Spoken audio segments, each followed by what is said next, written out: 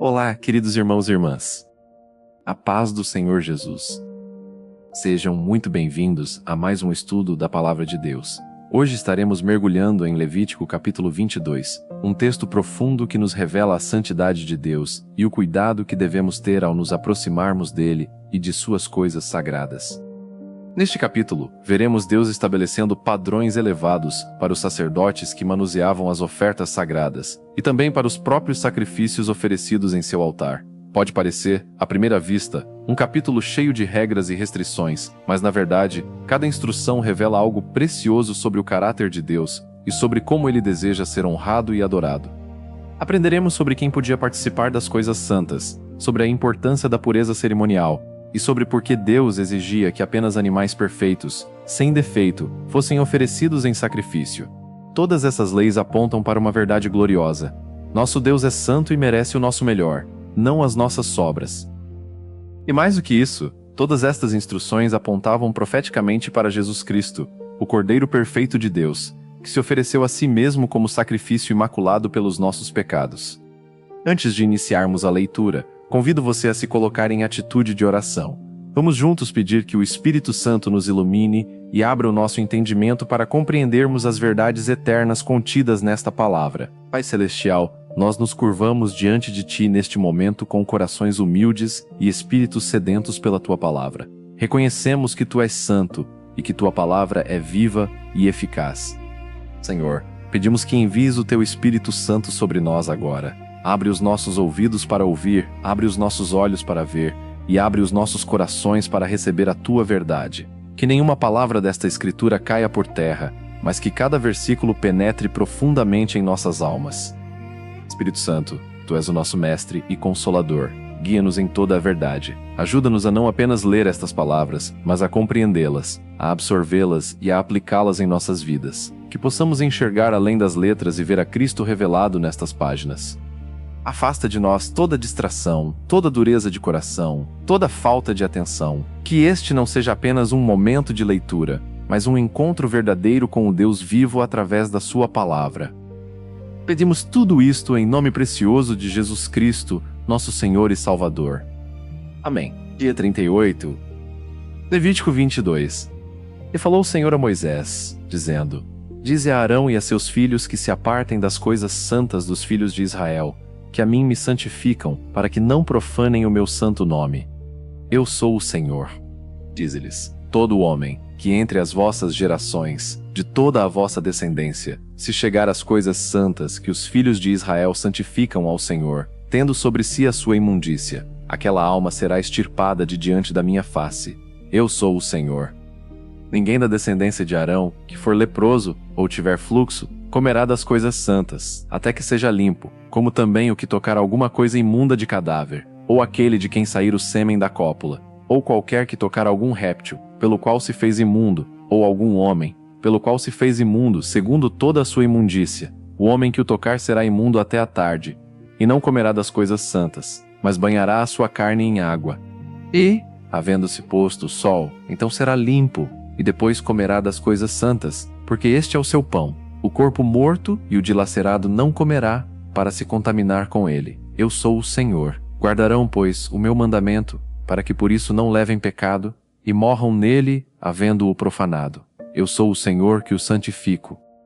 Também nenhum estranho comerá das coisas santas, nem o hóspede do sacerdote, nem o diarista comerá das coisas santas. Mas quando o sacerdote comprar alguma pessoa com o seu dinheiro, aquela comerá delas, e os nascidos na sua casa comerão do seu pão. E quando a filha do sacerdote se casar com um homem estranho, ela não comerá da oferta alçada das coisas santas. Mas quando a filha do sacerdote for viúva ou repudiada, e não tiver filhos, e se houver tornado à casa de seu pai, como na sua mocidade, do pão de seu pai comerá, mas nenhum estranho comerá dele. E quando alguém por erro comer a coisa santa, sobre ela acrescentará a quinta parte, e a dará ao sacerdote com a coisa santa.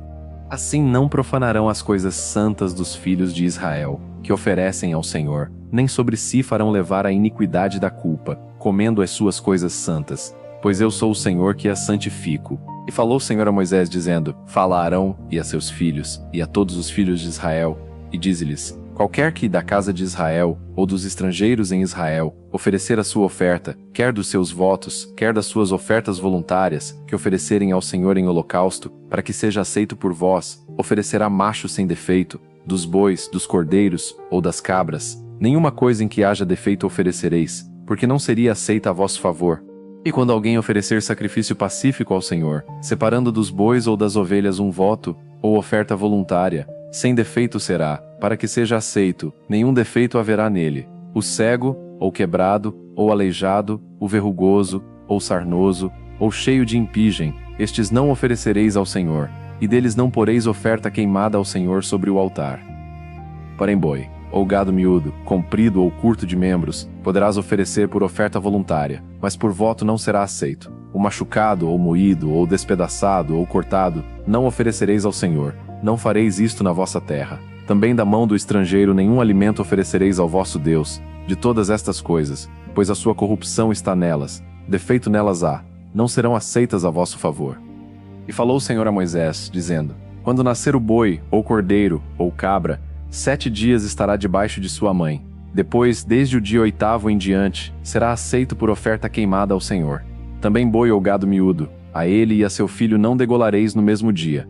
E quando oferecerdes sacrifício de louvores ao Senhor, o oferecereis da vossa vontade. No mesmo dia se comerá, dele nada deixareis ficar até pela manhã. Eu sou o Senhor. Portanto guardareis os meus mandamentos, e os cumprireis. Eu sou o Senhor. E não profanareis o meu santo nome, para que eu seja santificado no meio dos filhos de Israel. Eu sou o Senhor que vos santifico, que vos tirei da terra do Egito para ser o vosso Deus. Eu sou o Senhor. Este capítulo continua as instruções sobre santidade sacerdotal iniciadas no capítulo 21, mas agora concentra-se em 2 aspectos principais. Quem pode comer das ofertas sagradas, e 2, que tipo de animais podem ser oferecidos a Deus. O tema central permanece: santidade é essencial ao lidar com as coisas de Deus. Parte 1. Restrições sobre comer das coisas sagradas. Sacerdotes em estado de impureza cerimonial. Deus ordenou que sacerdotes cerimonialmente impuros deveriam se apartar das coisas santas. Não podiam comer das porções sagradas dos sacrifícios até serem purificados. A penalidade por violação era severa. Aquela alma será extirpada de diante da minha face, provavelmente significando morte ou excomunhão permanente. As causas de impureza que impediam comer das coisas santas incluíam lepra, até ser declarado limpo pelo sacerdote, capítulos 13 e 14. Fluxo corporal, secreções anormais, capítulo 15. Contato com cadáver, tocando corpo morto. Emissão seminal, causava impureza até a tarde. Contato com répteis impuros, animais rastejantes considerados imundos.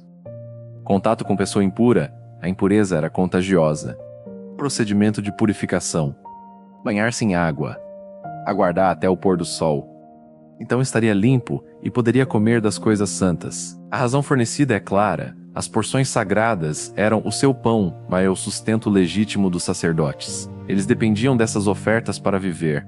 No entanto, mesmo essa necessidade básica não justificava profanar as coisas santas comendo-as em estado de impureza. Proibição de comer animais mortos naturalmente. O corpo morto e o dilacerado não comerá, para se contaminar com ele. Sacerdotes não podiam comer animais que morreram naturalmente ou foram mortos por predadores. Isso estava relacionado à santidade do sangue, capítulo 17, e à necessidade de os sacerdotes manterem padrões excepcionais de pureza. Advertência solene. Guardarão, pois, o meu mandamento, para que por isso não levem pecado, e morram nele, havendo-o profanado. Negligenciar essas instruções não era mera irregularidade ritual, mas profanação que poderia resultar em morte. A morte de Nadab e Abiú, capítulo 10, era lembrete sombrio de que Deus leva sua santidade a sério. Quem podia comer das coisas santas? Regras específicas determinavam quem, além dos sacerdotes, tinha permissão para comer das porções sagradas. Permitido. Escravos comprados pelo sacerdote faziam parte de sua casa. Pessoas nascidas na casa do sacerdote, seus descendentes. Filha do sacerdote que retornasse à casa paterna, se ficasse viúva ou divorciada sem filhos, poderia voltar e comer do pão de seu pai. Proibido. Estranhos, não sacerdotes em geral, não podiam comer. Hóspedes temporários do sacerdote, visitantes, não tinham direito. Trabalhadores diaristas, empregados contratados, não faziam parte da casa. Filha do sacerdote casada com um não-sacerdote, enquanto casada, pertencia à família do marido. Esses regulamentos preservavam a santidade das ofertas e reconheciam que privilégios sacerdotais eram baseados em pertencer à casa sacerdotal. Restituição por comer inadvertidamente. E quando alguém por erro comer a coisa santa, sobre ela acrescentará a quinta parte e a dará ao sacerdote. Se alguém acidentalmente comesse algo sagrado sem perceber, deveria restituir o equivalente ao sacerdote, adicionar 20%, um quinto, como compensação. Isto cobria o erro honesto, mas ainda exigia responsabilização. Parte 2. Qualidade dos animais sacrificados. A segunda metade do capítulo estabelece padrões rigorosos para animais oferecidos em sacrifício. Princípio fundamental: sem defeito. Macho sem defeito, dos bois, dos cordeiros ou das cabras, para que seja aceito por vós. Animais oferecidos em holocausto ou em cumprimento de votos deveriam ser machos perfeitos, sem qualquer defeito. Isto não era arbitrário, mas ensinava verdades profundas. Deus merece o melhor, não sobras ou refugos, mas o melhor do rebanho. Oferecer animais defeituosos demonstrava desprezo por Deus. O profeta Malaquias, capítulo 1, versículos 6 a 14, denunciou fortemente Israel por oferecer animais cegos, coxos e doentes, perguntando sarcasticamente se eles dariam tais presentes ao governador. 2. Custo real do sacrifício: oferecer algo sem valor não é sacrifício verdadeiro. Davi expressou isto perfeitamente em 3 Samuel capítulo 24, versículo 24. Não oferecerei ao Senhor meu Deus holocaustos que não me custem nada. 3. Prefiguração de Cristo: os animais perfeitos apontavam para Jesus, Cordeiro imaculado e incontaminado. 1 Pedro capítulo 1, versículos 18 e 19, que seria o sacrifício perfeito por nossos pecados, defeitos que desqualificavam animais.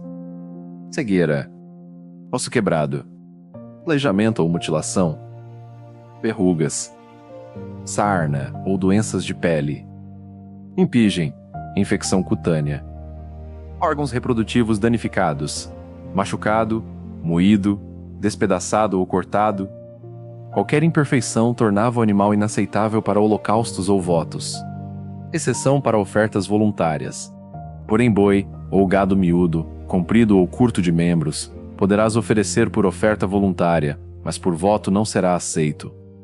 Havia flexibilidade para ofertas voluntárias, dadas espontaneamente, não por obrigação. Animais com membros desproporcionais, muito longos ou curtos, podiam ser aceitos nestas circunstâncias, mas nunca para cumprir votos formais. Isto mostrava que enquanto Deus aprecia generosidade voluntária com alguma imperfeição, obrigações solenes votos exigiam perfeição absoluta.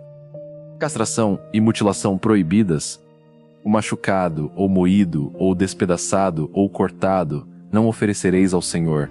Não fareis isto na vossa terra. Israel não deveria castrar ou mutilar animais, nem oferecer animais assim mutilados. Isto poderia estar relacionado a respeito pela criação como Deus a fez, distinção de práticas pagãs onde castração ritual de animais, e às vezes humanos, ocorria reconhecimento de que fertilidade e reprodução são bênçãos divinas. Animais de estrangeiros. Também da mão do estrangeiro nenhum alimento oferecereis ao vosso Deus, de todas estas coisas, pois a sua corrupção está nelas. Mesmo que estrangeiros quisessem oferecer sacrifícios ao Deus de Israel, não podiam trazer animais defeituosos. Os mesmos padrões aplicavam-se a todos. Deus não tem padrões duplos. Idade mínima dos animais. Quando nascer o boi, ou cordeiro, ou cabra, 7 dias estará debaixo de sua mãe. Depois, desde o dia 8º em diante, será aceito. Animais muito jovens, menos de 8 dias, não podiam ser sacrificados. Deveriam primeiro passar tempo com a mãe. Isto demonstrava compaixão pelos animais jovens, reconhecimento da importância do vínculo mãe-filho, paralelo com circuncisão humana no 8º dia, garantia de que o animal era saudável e viável, não sacrificar mãe e filho no mesmo dia. Também boi ou gado miúdo, a ele e a seu filho não degolareis no mesmo dia. Esta lei notável proibia matar um animal e sua cria no mesmo dia. As razões incluíam compaixão e sensibilidade, evitar crueldade desnecessária, Respeito pelos laços familiares, mesmo entre animais. Ensino sobre misericórdia. Deus se importa com o tratamento de suas criaturas. Distinção de paganismo, que poderia incluir tais sacrifícios duplos em rituais. Esta lei ecoa outras leis de compaixão animal, como não amordaçar o boi que trilha, Deuteronômio capítulo 25, versículo 4, e não tomar a mãe pássaro com os filhotes, Deuteronômio capítulo 22, versículos 6 e 7. Deus não é indiferente ao sofrimento de animais. Sacrifícios de ação de graças. E, quando oferecer de sacrifício de louvores ao Senhor, no mesmo dia se comerá, dele nada deixareis ficar até pela manhã. Ofertas de gratidão deveriam ser consumidas no mesmo dia, expressando celebração imediata e alegre pela bondade de Deus. Não guardar para o dia seguinte mantinha frescor e evitava a deterioração. Conclusão: santificação do nome de Deus. O capítulo conclui reiterando o tema central. E não profanareis o meu santo nome, para que eu seja santificado no meio dos filhos de Israel. Eu sou o Senhor que vos santifico, que vos tirei da terra do Egito, para ser o vosso Deus. Tudo nestas leis visava um propósito, que o nome de Deus fosse santificado, reconhecido como santo entre seu povo. Obediência cuidadosa demonstrava reverência, negligência profanava seu nome. Deus lembra Israel de 3 verdades fundamentais. Eu sou o Senhor que vos santifico. Ele é a fonte de sua santidade.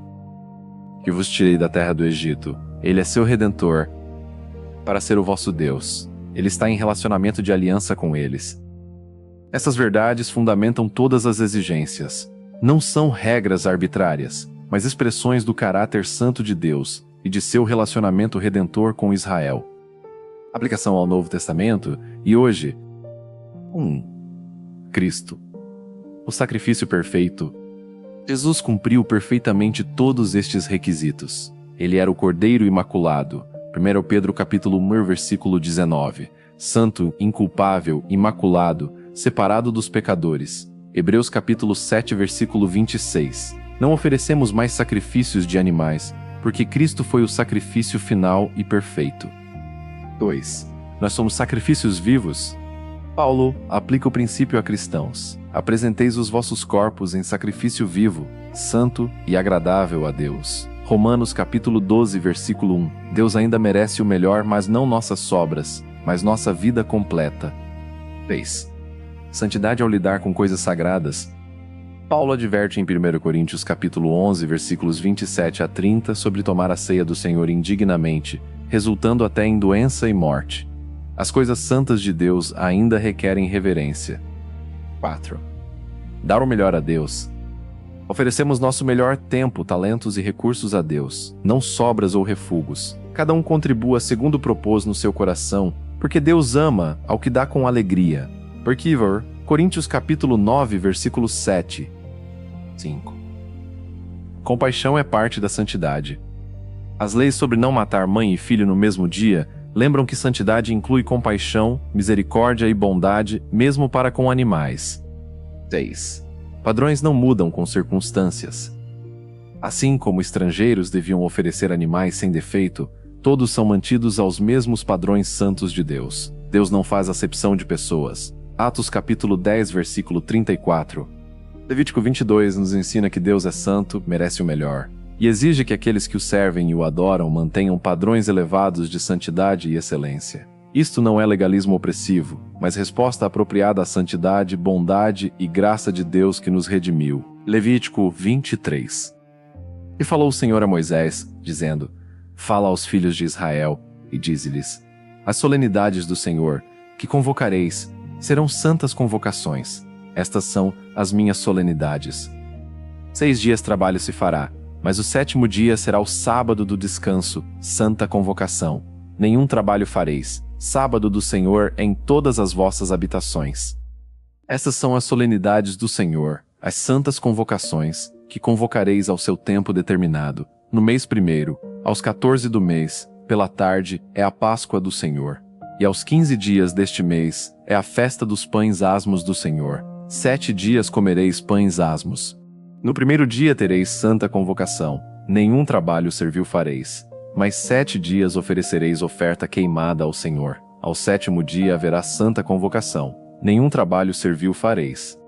E falou o Senhor a Moisés, dizendo: Fala aos filhos de Israel, e dize-lhes: quando houverdes entrado na terra, que vos hei de dar, e cegardes a sua cega, então trareis um molho das primícias da vossa cega ao sacerdote, e ele moverá o molho perante o Senhor, para que sejais aceitos. Ao seguinte dia do sábado, o sacerdote o moverá. E no dia em que moverdes o molho, preparareis um cordeiro sem defeito, de 1 ano, em holocausto ao Senhor. E a sua oferta de alimentos serão 2 dízimas de flor de farinha, amassada com azeite, para oferta queimada em cheiro suave ao Senhor, e a sua libação será de vinho, a 4ª parte de 1 hin. E não comereis pão, nem trigo tostado, nem espigas verdes, até aquele mesmo dia em que trouxerdes a oferta do vosso Deus. Estatuto perpétuo é por vossas gerações, em todas as vossas habitações. Depois para vós contareis desde o dia seguinte ao sábado, desde o dia em que trouxerdes o molho da oferta movida, 7 semanas inteiras serão. Até ao dia seguinte ao 7º sábado, contareis 50 dias, então oferecereis nova oferta de alimentos ao Senhor. Das vossas habitações trareis 2 pães de movimento, de 2 dízimas de farinha serão, levedados se cozerão, primícias são ao Senhor. Também com o pão oferecereis 7 cordeiros sem defeito, de 1 ano, e 1 novilho, e 2 carneiros. Holocaustos serão ao Senhor, com a sua oferta de alimentos, e as suas libações, por oferta queimada de cheiro suave ao Senhor. Também oferecereis um bode para expiação do pecado, e 2 cordeiros de 1 ano por sacrifício pacífico. Então o sacerdote os moverá com o pão das primícias por oferta movida perante o Senhor, com os 2 cordeiros. Santos serão ao Senhor para uso do sacerdote. E naquele mesmo dia apregoareis que tereis santa convocação. Nenhum trabalho servil fareis. Estatuto perpétuo é em todas as vossas habitações pelas vossas gerações. E quando cegardes a cega da vossa terra, o canto do teu campo não cegarás totalmente, nem as espigas caídas da tua cega colherás. Para o pobre e para o estrangeiro as deixarás. Eu sou o Senhor vosso Deus. E falou o Senhor a Moisés, dizendo: fala aos filhos de Israel, dizendo: no mês 7º ao 1º do mês, tereis descanso memorial com sonido de trombetas, santa convocação. Nenhum trabalho servil fareis, mas oferecereis oferta queimada ao Senhor. Essas são as solenidades do Senhor, que apregoareis para santas convocações, para oferecer ao Senhor oferta queimada, holocausto e oferta de alimentos, sacrifício e libações, cada qual em seu dia próprio, além dos sábados do Senhor, e além dos vossos dons, e além de todos os vossos votos, e além de todas as vossas ofertas voluntárias, que dareis ao Senhor. Porém aos 15 dias do mês 7º, quando tiverdes recolhido do fruto da terra, celebrareis a festa do Senhor por 7 dias. No 1º dia haverá descanso, e no 8º dia haverá descanso. E no 1º dia tomareis para vós ramos de formosas árvores, ramos de palmas, ramos de árvores frondosas, e salgueiros de ribeiras. E vos alegrareis perante o Senhor vosso Deus por 7 dias. E celebrareis esta festa ao Senhor por 7 dias cada ano. Estatuto perpétuo é pelas vossas gerações. No mês 7º a celebrareis. 7 dias habitareis em tendas. Todos os naturais em Israel habitarão em tendas. Para que saibam as vossas gerações que eu fiz habitar os filhos de Israel em tendas, quando os tirei da terra do Egito. Eu sou o Senhor vosso Deus. Assim falou Moisés aos filhos de Israel sobre as solenidades do Senhor. Este é um dos capítulos mais belos e significativos de todo o Antigo Testamento. Levítico 23 apresenta o calendário sagrado de Israel, as festas e celebrações ordenadas por Deus que deveriam marcar o ritmo da vida nacional e espiritual do povo. Estas festas não eram apenas comemorações religiosas, mas verdadeiras santas convocações, onde Deus encontrava-se com seu povo de maneiras especiais. Mais do que isso, cada festa apontava profeticamente para aspectos da obra redentora de Jesus Cristo. São sombras que encontram sua substância em Cristo. Quando compreendemos estas festas, vemos todo o plano de salvação de Deus desdobrando-se através do calendário israelita. Introdução: as solenidades do Senhor. Deus chama estas celebrações de as minhas solenidades. Elas pertencem a Ele, não são invenções humanas. São santas convocações, assembleias sagradas onde o povo era convocado a se reunir perante Deus. A palavra hebraica para convocação, mikra, vem da raiz chamar. Deus estava chamando seu povo para momentos especiais de comunhão. O sábado semanal, versículos 3. Embora não seja tecnicamente uma festa anual, o sábado é listado primeiro como fundamento de todas as outras celebrações. 6 dias trabalho se fará, mas o 7º dia será o sábado do descanso, santa convocação. Nenhum trabalho fareis. O sábado estabelecia o ritmo básico da vida israelita. 6 dias de trabalho produtivo. Um dia de descanso e adoração. Reconhecimento de que Deus é o Criador e Provedor. O sábado ensinava. Confiança em Deus. Descansar um dia por semana exigia fé de que Deus proveria. Igualdade humana. Até servos e animais descansavam. Êxodo capítulo 20, versículo 10. Prioridade da adoração. Vida não é apenas trabalho e produção. Lembrança da criação. Deus descansou no 7º dia. Gênesis capítulo 2, versículos 2 e 3. Antecipação do descanso eterno apontava para o descanso celestial. Hebreus capítulo 4, versículos 9 e 10. As 7 festas anuais. As 7 festas principais dividem-se em 3 grupos, correspondendo às 3 estações agrícolas de Israel. Festas da primavera. Nisan Sabib, março-abril. Páscoa. Pães asmos. Primícias. Festa do Vereo, Sivan, maio-junho. 4. Pentecostes, semanas. Festas do outono. Tishrei, setembro-outubro. 5. Trombetas. 6. Dia da expiação. 7. Tabernáculos. 2. A Páscoa menos Pessach, versículos 4 e 5. No mês primeiro, aos 14 do mês pela tarde, é a Páscoa do Senhor. A Páscoa comemorava a libertação dramática de Israel do Egito, quando o anjo da morte passou por cima das casas marcadas com sangue de cordeiro. Êxodo capítulo 12. Elementos principais. Cordeiro sem defeito sacrificado ao entardecer. Sangue aplicado nas portas. Carne comida com pães asmos e ervas amargas. Celebrada em família. Cumprimento em Cristo. Jesus é nosso Cordeiro Pascal. 1 Coríntios capítulo 5, versículo 7. Ele foi crucificado exatamente no dia da Páscoa, na mesma hora em que os cordeiros pascais eram sacrificados no templo. João Batista o identificou. Eis o Cordeiro de Deus, que tira o pecado do mundo. João capítulo 1, versículo 29. Paralelos específicos. Cordeiro sem defeito deve a Cristo sem pecado. Sangue protetor. Sangue de Cristo nos salva da ira de Deus. Libertação do Egito, libertação da escravidão do pecado. Comida em família, deblaco comunhão com Cristo. 3. Festa dos Pães Asmos, Monohag Hamatzot, versículos 6 a 8. E aos 15 dias deste mês é a festa dos pães asmos do Senhor. 7 dias comereis pães asmos. Imediatamente após a Páscoa, começava uma festa de 7 dias, onde nenhum fermento poderia ser encontrado nas casas. O pão deveria ser asmo, sem fermento. Significado. Fermento na Bíblia frequentemente simboliza pecado, corrupção, hipocrisia. Pães asmos representavam pureza, sinceridade, santidade. A pressa da saída do Egito não permitiu que o pão levedasse. Cumprimento em Cristo. Jesus é o pão da vida. João capítulo 6, versículo 35, puro e sem pecado. Paulo escreve: expurguemos o fermento velho, celebremos a festa, não com o fermento velho, mas com os asmos da sinceridade e da verdade. 1 Coríntios capítulo 5, versículos 7 e 8. Cristãos devem viver em santidade, separados do pecado. 4. Festa das primícias, Bicurim, versículos 9 a 14. Quando houverdes entrado na terra, e cegardes a sua cega, então trareis um molho das primícias da vossa cega ao sacerdote. No dia seguinte ao sábado, durante a semana dos pães asmos, um molho, feixe, da primeira colheita de cevada era apresentado ao Senhor. Isto simbolizava gratidão a Deus pela colheita. Reconhecimento de que toda a colheita pertencia a Ele. Fé de que o restante da colheita viria. Consagração dos primeiros frutos. Cumprimento em Cristo.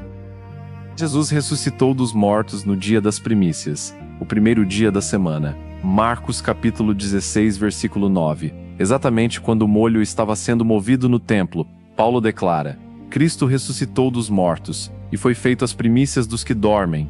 1 Coríntios capítulo 15, versículo 20. Assim como as primícias garantiam que o restante da colheita viria, a ressurreição de Cristo garante que todos os crentes ressuscitarão. Ele é o primeiro. Nós o seguiremos. 5. Festa das Semanas Pentecostes Mino Shavuot, versículos 15 a 22. Depois para vós contareis desde o dia seguinte ao sábado, 7 semanas inteiras serão. Até ao dia seguinte ao 7º sábado, contareis 50 dias.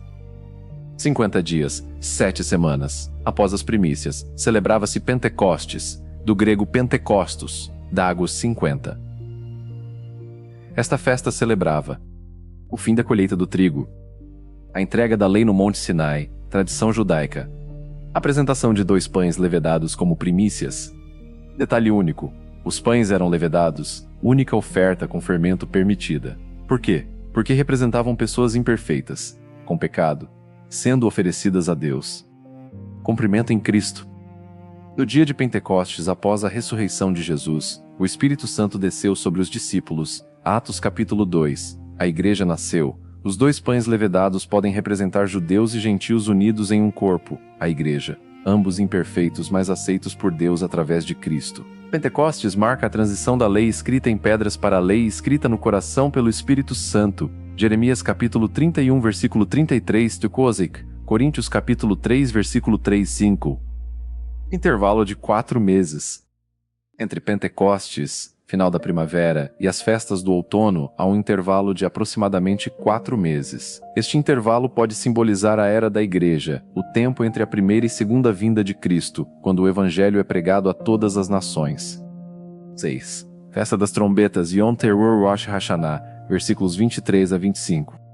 No mês 7º, ao 1º do mês, tereis descanso, memorial com sonido de trombetas, santa convocação. O primeiro dia do 7º mês era marcado por toque de trombetas, chofar, chifre de carneiro. Era dia de descanso, memorial, santa convocação. Preparação para o dia da expiação. Significados das trombetas. Chamado à atenção e ao arrependimento. Anúncio de algo importante vindo. Preparação espiritual. Cumprimento profético. Muitos estudiosos veem esta festa apontando para o arrebatamento da igreja. Paulo escreve: porque o mesmo Senhor descerá do céu com alarido, e com voz de arcanjo, e com a trombeta de Deus. E os que morreram em Cristo ressuscitarão primeiro. 1 Tessalonicenses, capítulo 4, versículo 16. Eis aqui vos digo um mistério, num momento, num abrir e fechar de olhos ante a última trombeta, porque a trombeta soará. 1 Coríntios capítulo 15, versículos 51 e 52. 7. Dia da expiação, Yom Kippur, versículos 26-32. Mas aos 10 dias deste mês 7º será o dia da expiação. Tereis santa convocação e afligireis as vossas almas. O dia mais solene do calendário israelita. Neste dia, o sumo sacerdote entrava no lugar santíssimo. Expiação era feita por toda a nação. O povo jejuava e se arrependia. 2 bodes eram usados, um sacrificado, outro enviado ao deserto, visto em detalhes no capítulo 16. Severidade. Porque toda alma, que naquele mesmo dia não se afligir, será extirpada do seu povo. A participação não era opcional. Cumprimento profético. 2 cumprimentos são vistos. A primeira vinda, Jesus se ofereceu como expiação perfeita por nossos pecados, porque há um só Deus e um só mediador entre Deus e os homens, Jesus Cristo homem. 1 Timóteo capítulo 2, versículo 5. B. Segunda vinda. Quando Jesus retornar, Israel nacionalmente o reconhecerá e se arrependerá. Zacarias profetizou: e sobre a casa de Davi derramarei o espírito de graça, e olharão para mim a quem traspassaram, e pranteá-lo-ão. Zacarias capítulo 12, versículo 10. Este será o dia de expiação nacional de Israel. 8. Festa dos Tabernáculos Minus Sukkot, versículos 33-43. Aos 15 dias deste mês 7º, será a festa dos tabernáculos ao Senhor por 7 dias. A última e mais alegre das festas. Durante 7 dias, mais um 8º dia especial, Israel habitava em tendas bates-cabanas temporárias. Celebrava a colheita final do ano, vindima. Lembrava o êxodo e os 40 anos no deserto. Levava ramos de palmeiras e outras árvores. Alegrava-se grandemente perante o Senhor. Propósito declarado: para que saibam as vossas gerações que eu fiz habitar os filhos de Israel em tendas, quando os tirei da terra do Egito. Simbolismo. Tendas temporárias lembravam que esta vida é transitória. Deus proveu e protegeu Israel no deserto. Colheita final representava plenitude de bênção. Cumprimento profético. Esta festa aponta para o reino milenar, quando Cristo reinará na terra. Zacarias profetizou que todas as nações subirão a Jerusalém para celebrar a festa dos tabernáculos durante o milênio. Zacarias capítulo 14, versículos 16 a 19. Também pode simbolizar Deus tabernaculando, habitando com seu povo. João escreveu sobre Jesus, e o Verbo se fez carne, e habitou, literalmente tabernaculou entre nós. João capítulo 1, versículo 14. Apocalipse descreve o estado eterno. Eis aqui o tabernáculo de Deus com os homens, pois com eles habitará. Apocalipse capítulo 21, versículo 3. Provisão para os pobres, versículo 22. No meio das instruções sobre Pentecostes, Deus reitera: quando cegardes a cega da vossa terra, o canto do teu campo não cegarás totalmente, nem as espigas caídas da tua cega colherás. Para o pobre e para o estrangeiro as deixarás. Mesmo em celebrações alegres, Israel não deveria esquecer os necessitados. Santidade inclui justiça social e compaixão.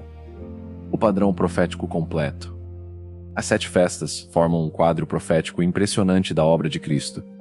Já cumpridas, primeira vinda. Páscoa, morte de Cristo por nossos pecados.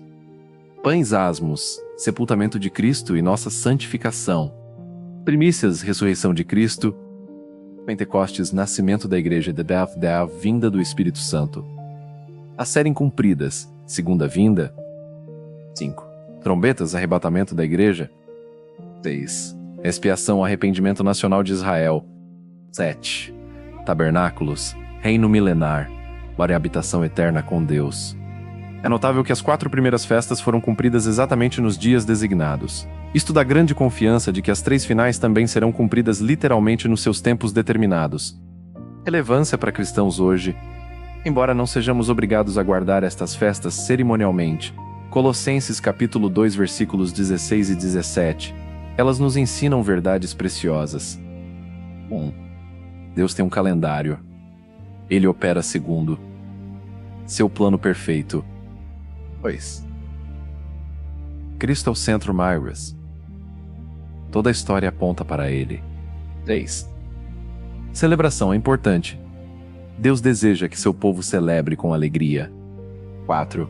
Ritmo espiritual. Precisamos de momentos especiais para lembrar e renovar.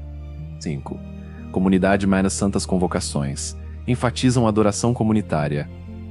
6. Provisão de Deus. As festas agrícolas reconheciam que Deus provê. 7. Esperança futura. As festas não cumpridas nos lembram que o melhor ainda está por vir. Levítico 23 é muito mais que um calendário religioso antigo. É o plano redentor de Deus revelado através de celebrações que atravessam os séculos. Cada festa era uma sombra. Cristo é a substância. Cada ritual apontava para ele. Ele os cumpriu perfeitamente. Quando estudamos estas festas, nossa admiração por Cristo aumenta. Vemos como cada detalhe da lei o revelava. Compreendemos melhor o plano eterno de Deus, e esperamos com maior expectativa as festas ainda não cumpridas, sinais de que Cristo voltará em glória.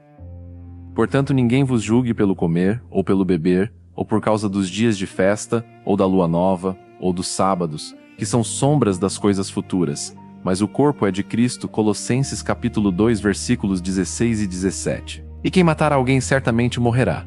Quem também matar um animal, o restituirá, vida por vida. Quando também alguém desfigurar o seu próximo como ele fez, assim lhe será feito. Quebradura por quebradura, olho por olho, dente por dente, como ele tiver desfigurado algum homem, assim se lhe fará. Quem, pois, matar um animal, restituí-lo-á, mas quem matar um homem assim será morto. Uma mesma lei tereis. Assim será para o estrangeiro como para o natural, pois eu sou o Senhor vosso Deus. E disse Moisés aos filhos de Israel que levassem o que tinha blasfemado para fora do arraial, e o apedrejassem. E fizeram os filhos de Israel como o Senhor ordenara a Moisés. Este capítulo apresenta 3 temas distintos: o cuidado do candelabro e dos pães da proposição no tabernáculo, um caso de blasfêmia que exigiu julgamento divino, e leis sobre justiça e retribuição proporcional. Embora pareçam tópicos desconexos, todos se relacionam com a santidade do nome de Deus e a manutenção da ordem na comunidade. Parte 1. O candelabro de ouro. Versículos 1 a 4. Deus ordenou que Israel fornecesse azeite puro de oliveira batido, para manter as lâmpadas do candelabro sempre acesas no lugar santo do tabernáculo. Este candelabro menorá, de 7 braços, era símbolo importante. Luz contínua desde a tarde até a manhã. representava a presença constante de Deus. Azeite puro simbolizava o Espírito Santo e a consagração. Responsabilidade sacerdotal: Arão e seus filhos deviam cuidar diariamente das lâmpadas. Significado espiritual: a luz aponta para Cristo, a luz do mundo. João capítulo 8, versículo 12. Representa também a igreja como luz do mundo. Mateus capítulo 5, versículos 14 a 16. O azeite simboliza o Espírito Santo que capacita os crentes a brilharem. A manutenção contínua mostra que o testemunho deve ser constante, não intermitente. Parte 2. Os pães da proposição, versículos 5 a 9. 12 pães eram colocados sobre a mesa pura de ouro no lugar santo, arranjados em 2 fileiras de 6 pães cada. Incenso puro era colocado sobre cada fileira. Detalhes importantes: 12 pães representavam as 12 tribos de Israel. Renovados a cada sábado, substituídos semanalmente, comidos pelos sacerdotes no lugar santo, pois eram coisa santíssima. Aliança perpétua, memorial constante da relação entre Deus e seu povo. Significado: os pães simbolizavam Israel constantemente na presença de Deus. Deus como sustentador e provedor de seu povo, comunhão contínua entre Deus e as tribos. Prefiguração de Cristo, o pão da vida, João capítulo 6, versículo 35, parte 3, o caso de blasfêmia, versículos 10 a 16. Um incidente grave interrompeu a rotina do acampamento. Um homem de ascendência mista, mãe israelita, pai egípcio, se envolveu em disputa e blasfemou o nome do Senhor e o amaldiçoou. Detalhes do caso: o nome da mãe, Selomite, filha de Dibri, da tribo de Dan. A especificidade dos nomes indica que foi caso real, histórico. Ele foi colocado sob custódia, enquanto aguardavam orientação divina. Não havia precedente claro sobre como lidar com blasfêmia. O julgamento divino: Deus ordenou que o blasfemo fosse levado para fora do arraial, execução fora da comunidade santa. Todos os que ouviram a blasfêmia colocassem suas mãos sobre sua cabeça, transferindo simbolicamente a culpa de volta ao ofensor. Toda a congregação o apedrejasse, responsabilidade comunitária de remover o mal. A lei resultante: e aquele que blasfemar o nome do Senhor, certamente morrerá. Toda a congregação certamente o apedrejará. Assim o estrangeiro como o natural, blasfemando o nome do Senhor, será morto. Lições importantes. 1. A santidade do nome de Deus. O nome de Deus representa seu caráter, sua reputação, sua essência. Blasfemar: seu nome era ataque direto à sua honra e santidade. Não era meramente palavras ruins, mas rebelião fundamental contra o próprio Deus. 2. Justiça igual para todos. A lei aplicava-se igualmente a estrangeiro como natural. Não havia padrões duplos. Todo aquele que vivia entre o povo de Deus estava sob suas leis. 3. Responsabilidade comunitária. A comunidade inteira participava da execução, demonstrando que todos eram responsáveis por manter a santidade e remover o mal de seu meio. 4. Precedente estabelecido. Este caso específico estabeleceu precedente legal para futuras situações similares. Parte 4. Leis de retribuição proporcional. Versículos 17 a 22. Após o caso de blasfêmia, Deus estabeleceu ou reiterou princípios de justiça. Lei de proporcionalidade, olho por olho. Quebradura por quebradura, olho por olho, dente por dente. Como ele tiver desfigurado a algum homem, assim se lhe fará. Este princípio, frequentemente mal compreendido, ensinava: 1. Justiça proporcional, não vingança excessiva. Não era licença para vingança cruel, mas limitação da retribuição. A punição deveria ser proporcional ao crime, não excessiva. Se alguém tirava um olho, não se podia matar a pessoa inteira, apenas um olho por um olho. 2. Igualdade perante a lei. Rico e pobre, poderoso e fraco recebiam a mesma justiça. Não se podia comprar saída de crime violento. 3. Distinção entre vida humana e animal. Matar uma pessoa, pena de morte. Quem matar alguém certamente morrerá. Matar um animal, restituição. Quem também matar um animal, o restituirá, vida por vida. Esta distinção reconhecia o valor único da vida humana, criada à imagem de Deus. 4. Sistema judicial, não vingança pessoal. Este princípio era aplicado pelos juízes e tribunais, não por indivíduos buscando vingança. Estabelecia base para sistema judicial justo. Jesus e olho por olho. No Sermão do Monte, Mateus capítulo 5, versículos 38 a 42, Jesus citou este princípio e ensinou que seus discípulos deveriam ir além, não buscar nem mesmo retribuição legal justa, mas responder ao mal com bem, perdão e amor. Jesus não contradisse a lei civil de Moisés, mas elevou o padrão moral pessoal. O olho por olho permanecia como princípio de justiça pública, mas cristãos deveriam voluntariamente renunciar até mesmo direitos justos em favor da reconciliação e amor. Execução da sentença. Versículo 23.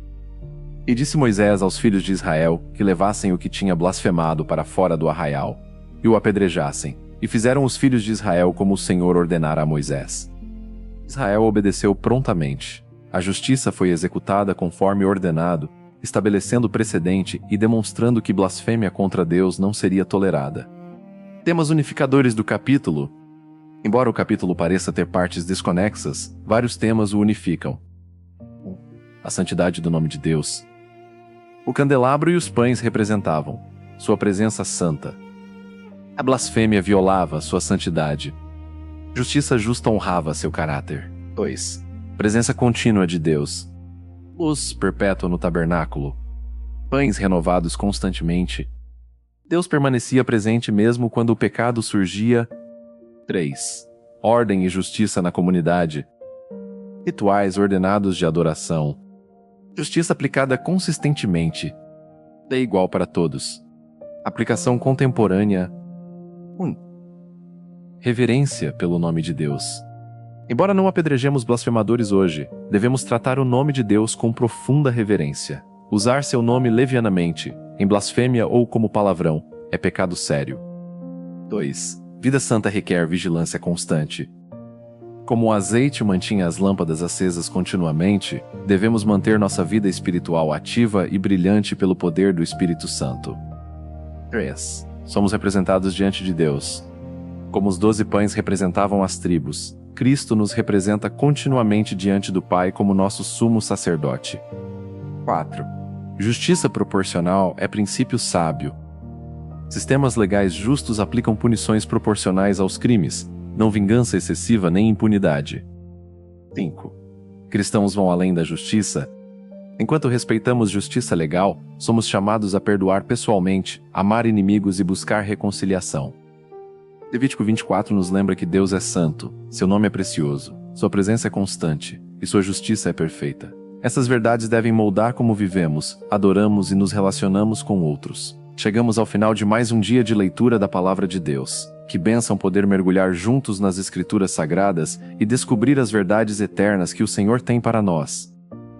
Queremos agradecer a você por nos acompanhar nesta jornada de ler a Bíblia em um ano. Sua dedicação em buscar a Deus através da sua palavra é motivo de grande alegria. Sabemos que nem sempre é fácil manter a constância, mas cada dia que você dedica à leitura bíblica é um investimento eterno em sua vida espiritual. Não desista! Continue conosco neste projeto maravilhoso. Amanhã teremos mais uma porção da palavra para alimentar nossa alma. A Bíblia é como alimento diário para o nosso espírito, precisamos dela todos os dias. Se este conteúdo tem abençoado sua vida, compartilhe com amigos e familiares. Convide-os também a participar desta jornada de ler a Bíblia inteira em um ano. Juntos somos mais fortes. Que o Senhor abençoe você ricamente, guarde seu coração na sua palavra e faça brilhar sua face sobre você. Até amanhã, se Deus permitir, para mais um dia de crescimento espiritual, através das Sagradas Escrituras. Fique na paz do Senhor.